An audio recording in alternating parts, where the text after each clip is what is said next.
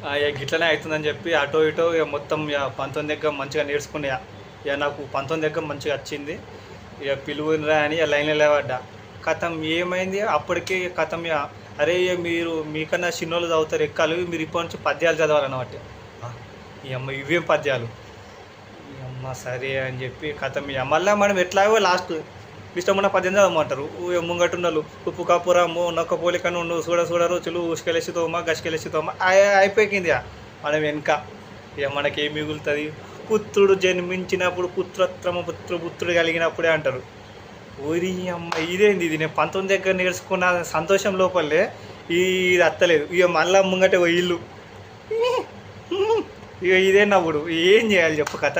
ఇక గిన్ని struggles face చేసిన నా తప్ప పొడుగు కుట్టడం, ఆ పొడుగు వేయడం నా తప్ప చెప్పుర్రి. అరే నేను నేర్చుకునే లోపల మీరే తీసేస్తారు, ఇంకోటి నేర్చుకుందామంటేనేమో పుత్రుడు ఏంది అది కథ. ఈ గిట్లా మళ్ళీ సార్ కొట్టుయా మనకు అప్పటికి కాయలు కాసినాయి. ఇక సారు కొడితే ఏంది కొట్టు, నువ్వు ఎంతగానో కొట్టు, ఇట్లనే నిలబడాలి. సార్ అంటాడు నీకు ఏడరా సిగ్గుశరం లేదు, ఇంత కొట్టినా నువ్వు నేర్చుకోమంటాడు. ఏం చెప్పలేను సార్కి, సార్ నాకు 19 దగ్గర వస్తుందని చెప్పన్నా. వచ్చే ఏమంటాడు, ఇప్పుడు ఆరా నువ్వు నేర్చుకునేది నీకన్నా చిన్న పోరలు చదువుతున్నా అంటారు.